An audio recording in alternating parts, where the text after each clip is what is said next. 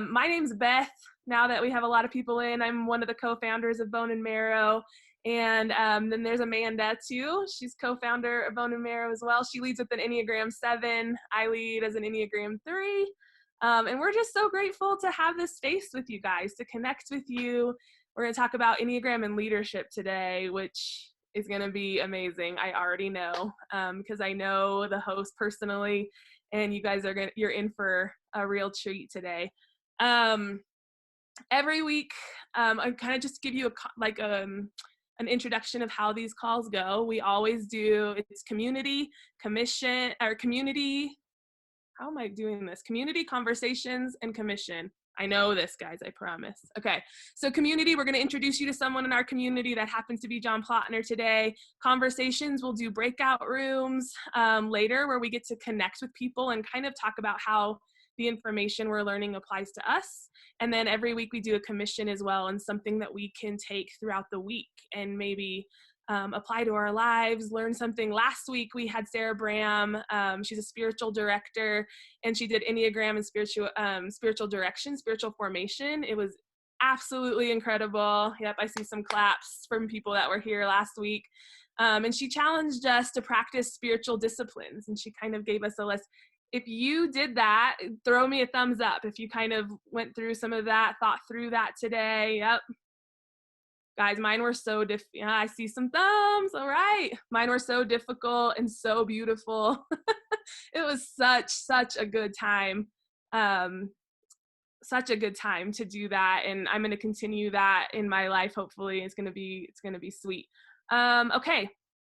Now I get to introduce my friend, the amazing Jon Plotner. Jon has been, guys, a high school teacher, a pastor, a technology consultant, and there's probably 100 more things that I could list that I'm not going to list right now. He's been all of the things, but my favorite is he's been my boss.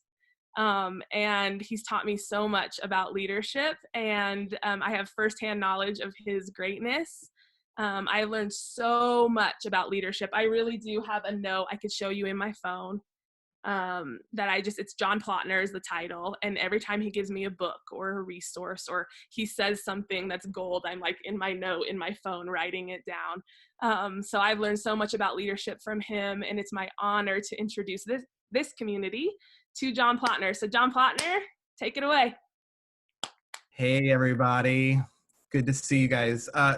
Beth, you've got me in tears. So yeah, I love Beth and Amanda both so much, and so many of you, I recognize a lot of your faces. My daughter is on here as well in the other room, so that's fun. Yeah, super excited to share with you guys today kind of my journey and Enneagram and leadership. And before I start talking, I'm just going to try to share my screen. And technology is supposedly my thing, and I'm not sure if it's going to work. So let's just try it out here. So are you guys seeing leadership in the Enneagrams? Everything working, Beth? Give me a thumbs up. Awesome. Great. So I am going to talk a little bit about my journey and leadership with the Enneagram. I just want to kind of start with this disclaimer. I am not an expert on the Enneagram. I am not an Enneagram coach. I am not a therapist. I'm not all these other things maybe that people, when they speak about the Enneagram, have this expertise behind them. I don't really feel like I have that, other than I have my story, and I've just been a learner, and when I first was introduced to the Enneagram about 5 years ago, just started soaking that up, and really how it has affected me as an individual, as a leader, and then how I use that kind of in the way I lead people currently. So I will just share my experience, and hopefully some of these things you'll be able to take away. And I just want to kind of set the stage here. I know there's all kinds of people here in the room, our virtual room. Some of you probably have been studying the Enneagram longer than I have. Some of you, this is brand new.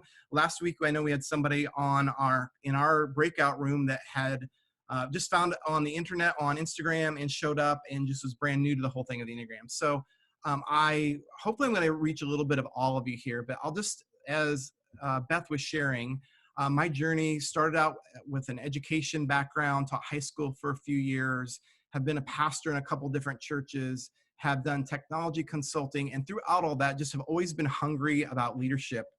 Always loved personality tests. I remember when I, did Myers-Briggs and I can't think of all the other ones that I took along the way, but came across StrengthsFinder. When I found StrengthsFinder, I mean, it was like, wow, this is amazing, a brand new resource.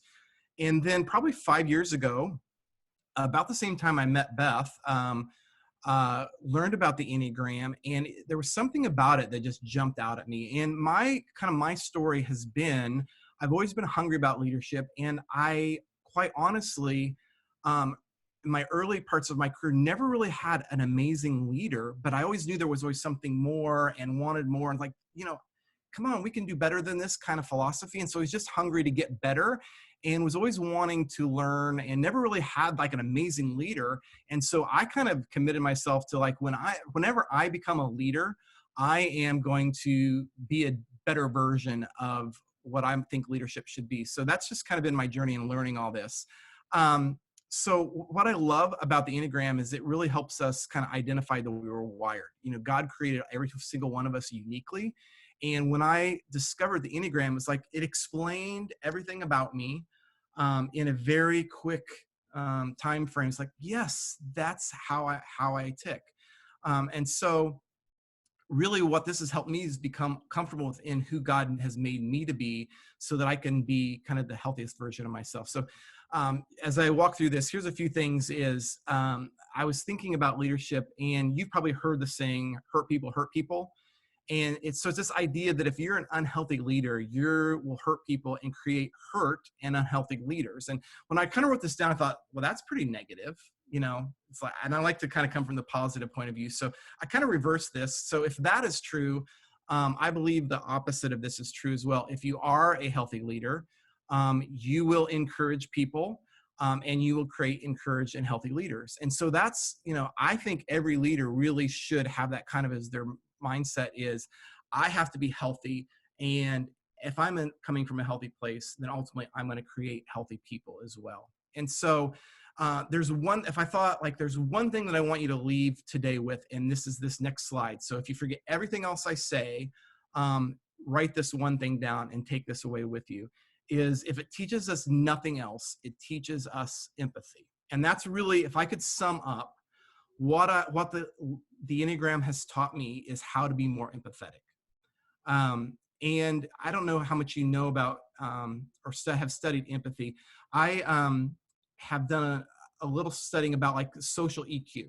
And I don't know how much you know about that, but when you start diving into that, is when you look at people who are successful in their career, successful in life, they kind of sum it down to here are the kind of the key criteria. Oftentimes we think, like in high school, who are the successful ones, the ones that have the, the best IQ, the best GPA. And when they translate it in life, that doesn't always translate into the most successful people in life. And what they found is the most successful people in leadership, in life, in their careers, are the people that have a high level of social EQ. They basically have a high social emotional quotient, they call it. And the biggest factor of a high social EQ is empathy. So obviously, if we can learn to be more empathetic, we are going to be better leaders. We're going to be more successful in life. And so when we think about becoming more empathetic, I think we need to, it's not just about others, it's about ourselves as well. And I, of course, want to look up what is empathy really? What does it mean? And really, empathy is the ability to understand and share the feelings of someone else. So really kind of putting ourselves in their shoes and feeling what they're feeling, understanding who they are. But interestingly enough, we often think about empathy for everyone else, but we never think of empathy for ourselves. And I really, truly believe it goes back to what I said earlier, is if we're going to be healthy leaders and we're to lead people healthy, to be healthy themselves, we're going to have a clear understanding of, are we healthy in the first place? And so that starts with empathy for ourselves. If you come from a Christian background, if you're a Christ follower, one of the scriptures that you might be familiar with is, if you look at the Old Testament, there's these 10 commandments. These are the rules that we should follow. And Jesus came along and he actually took those commandments and summed them all up into 2 commandments that you'll hear people talk about. And if you know what those are, love God and love others.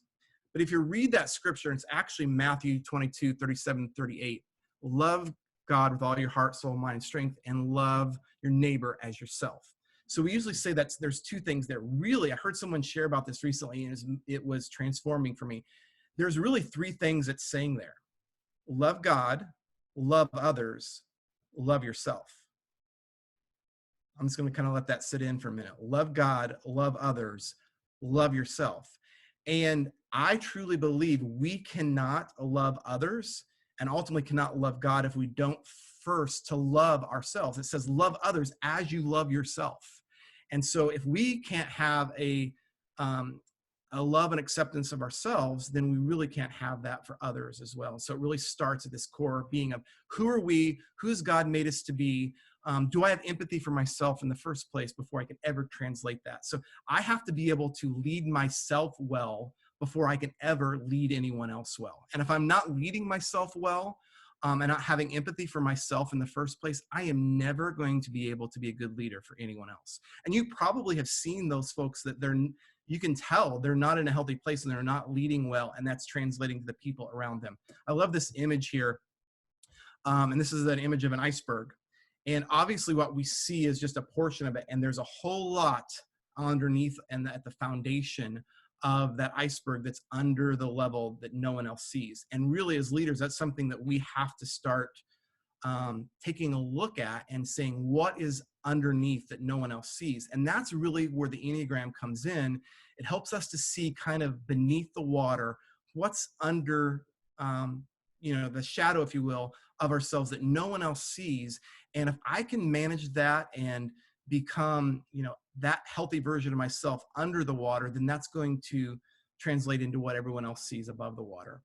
And I mentioned this just a second ago already, that we're only going to be able to lead others as well as we're actually able to lead ourselves. So I want to translate this now into how do we use the Enneagram to kind of help us with that. So that's kind of the foundation of what I believe about leadership and what's kind of motivated me. So I will show you this diagram, which if any of you that have seen the Enneagram, you've seen this before. And if you're new to it, it's like, what are all these numbers and arrows, and they're going all different directions. So I'll just start. I haven't said this to this point. I lead as an Enneagram 2. And I would say earlier on, when I was younger, definitely an Enneagram 2 with a 1 wing. And if you've read very much about the Enneagram, interestingly, about somewhere when you have a midlife crisis, I'll call it, and I'm 51, going to be 52 this year. And a few years ago, I started kind of looking at who I was a leader, what were the things what are the things I like about myself, what are the things I don't like. And it's not uncommon for people somewhere at midlife to actually take up and pack and go to the other wing. And so I would say I identify, and it's interesting, Beth, I'm seeing you smiling. I'm going back to the time I was in my office and I was studying for we were teaching the Enneagram class to the students that first year, and was studying and reading. And I walked out of my office with a book in my hand with this dumbfounded look on my face going and looked at Beth. I think you were actually having a meeting with other people, and it was the volunteer gala, I think is what you were planning. And I think Becca Friesen, I know you're in the group today, and I think you might have actually been there. And I said, could I be a wing 3? And Beth just laughed. And we had several conversations after that she's like, yes, you could be. And yes, you probably are. So interestingly enough, the amazing thing about wings is you really, I believe, have the ability to tap into either one of those based on kind of where you are. And interestingly, the job that I'm in right now is very it's a corporate technology, very fast paced, get a lot of work done really quickly. And it's very much a 3s environment. And so I find myself, even in a lot of days, I feel like, am I a 3 or am I a 2? But at the core, I am a 2. I am a helper. I want to help make everybody else better. And so there's the good side of that, but then there's also the downside of any one of our types. And so as a 2 wing 3, you'll see here that I've mentioned integration, disintegration, security, and stress. And these might be terms that you've heard, and maybe they're terms that you haven't heard. Interestingly, over the last month, I don't know that anybody has really talked about our integration and disintegration, so I was excited to kind of tap into this a bit. But if you look at the number 2, I'll just use me as an example. There are 2 numbers that are connected to that 2. And if you can see, to the left and up a bit is the 8, and down and to the left a bit is the 4. So there's a connection between the 8 and the 4 for a 2.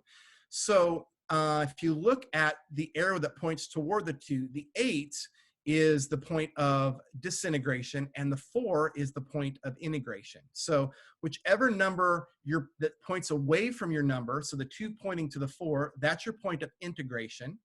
And the arrow that's pointing toward the 2 is the point of disintegration. So you can take a minute, look at your number, and find your integration and disintegration. Then I'll kind of unpack a little bit at what that looks like. Again, I'm just scratching the surface here. There's so much, and I'm trying to put this in layman's terms for all of us to understand a bit. So when you look at integration, is when you're in a place of security. So when you feel safe and you feel secure, it's easy for us to move from our type that we identify with to that place of security. So if I'm at home, everything is going great, my people around me know me, there's not a lot of stress in my life, there's no COVID-19 happening, I'm locked in my house, those sort of things, in a secure and safe place, I will most likely, first of all, find the positive parts of the 2 and be a healthy 2 and the positive sides of the 2.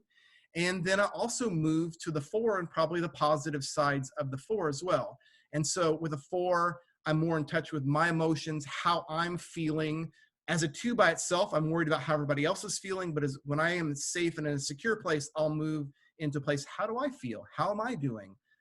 And so when you are in that safe place, where do you go toward? And then when we're in stress and security, for me, I move more toward the downside of the 2 and move toward an 8, and sometimes the downside of 8 as well. So knowing myself, when stress happens, I get in challenger, I will say a little more aggressive type role, and start, just calling all the shots. I'll use an example. With COVID-19 hit and my business, some businesses that some of you might be dealing with a job loss. In our industry, we're actually supporting churches with apps and giving platforms. You can imagine all these churches going online these days. They're coming to us, our largest month of sales that we've ever had in our company was during this COVID-19. And so I am a team lead, and I get into 8 mode with my team, where it's like, you need to do this and you need to do that. And I had to be very careful, where I know that about myself. What's beautiful about the Enneagram is, whether you're in stress or whether you're in security, begin to know yourself and know how you're wired, and you're more cognizant of it. Interestingly, in my journey with the Enneagram, one of the things I started noticing was, when I was in stress, I went to the negative sides of an 8, and I'll pardon my French here, but I become bitchy. And I know that about myself. And so the beautiful thing about the Enneagram is like, oh, that's why I do that. That's because I'm wired this way. I'm in stress. I am going to go to an 8. And if I'm not careful and aware and cognizant and working really hard to be healthy, a healthy version of myself, I am going to be a bitchy person. And so even during that season where I knew things were moving fast, I had to stop and check myself and say, okay, I'm in 8 mode right now. Am I being a healthy version of that, or am I being an unhealthy version of that? So there are some people that think when you are in stress, you'll always go to the negative side of that number, and when you're in security, you'll always go to the positive side. I believe, and there's some differing views on this, but I personally believe that we can always choose to go to the healthy side of whatever's happening. So for me, when stress happens, I have to be very intentional to make sure I'm going to the positive side of the 8. I will become a challenger, but I have to make sure I'm healthy. And I'll talk a little bit about how do we make sure we're healthy. Kind of ties into what Sarah was sharing last week, where spiritual disciplines and healthy practices come in to make sure that we are the healthy version of ourselves. So that's a bit of an overview. If that's intriguing and interesting, I encourage you to kind of dive into this idea of integration, disintegration, tap into and learn about those numbers that you're connected to. So for me as a 2, learn more about an 8. What does it look like to be an 8? Learn more about a 4. What does it look like to be a 4? So that when I am in stress, or I am hopefully again one of these days, I think we're all in stress right now. We think we're not, maybe, but we're all experiencing stress. When you're locked in with your family for 6 weeks on end now, trust me, stress will come out. But dive into that a bit and learn more about those other types, because it will be super helpful. One of the things I discovered when once I learned about the Enneagram, and then I would start realizing when I was unhealthy, I started beating myself up. So when I did go to an 8 and I was an unhealthy version of 8, then I started like, oh, I just when I thought I was growing and getting healthy and understanding myself better, now I'm right back where I started from. And someone actually shared with me and said, actually, the fact that you now are able to see it and recognize it and stop yourself actually is one of the most healthy things you can do, because life happens, stress happens, and we're always going to be challenged in life. Life is by nature challenging. And so when I'm now able to identify, wait a minute, I'm in stress right now. Wait a minute, I'm moving toward the 8 right now. Wait a minute, I'm being bitchy right now. The fact that I'm able to identify that and be very self-aware in those moments actually is an indicator of health, even though it doesn't always seem that way. So kind of tie this up, stress and security, we experience both of those. It's just natural. It's not positive, negative. We will experience stress. We will experience security. Some believe that stress is negative, security is positive. I don't. I just believe it's part of life. And so how we respond to those things is important. And our health as a leader really determines if we respond to stress and or security positively or negatively. And again, that's part of the journey there. So I'd love to normally stop and say any questions, but we really don't have time for that. So those questions we can, I would love to, have dialogue with you. Shoot me an email at the end of this and I'll kind of tell you how you can contact me, but love to have more dialogue about this. Love this kind of thing. So I think one of the things then is important is how do we, we talk about being a healthy leader, being an unhealthy leader. How do we make sure that we are, healthy versions of ourselves? So right now, there's a lot of stress happening. And so for me as a 2, I'm spending all day on video calls with people. I'm making sure my team is okay. The churches that I'm interacting with, how are they doing? They're experiencing this immense stress. And trust me, you think church leaders are all these amazing folks. I'm an easy kind of person for them to take it out on and say you don't understand what's going on. And and when it comes to their finances being affected. And so we're all in stress right now. So how do we maintain and make sure we're healthy? As a 2, a few things that I've learned is I have got to make space for myself. So what I've tried to do recently is when work is over, get out of the house by myself, take an hour-long walk and just kind of decompress. And so knowing that I need that. So all of us need to figure out what are those things that are going to maintain our own health. And so that's where a little bit what Sarah shared last week kind of comes into play. There's a great book, if you haven't picked this one up, The Sacred Enneagram. And Beth, I think you mentioned that a couple of weeks ago, and I do remember that I did give you that book. I went to a workshop by Christopher Kurtz in Denver, and I already had the book, and I came back and gave you that one. But it's one of my favorites. I have 2 or 3 favorites, and it's at the top of the list because once you begin to learn who you are, how do I make sure that I'm a healthy version of myself?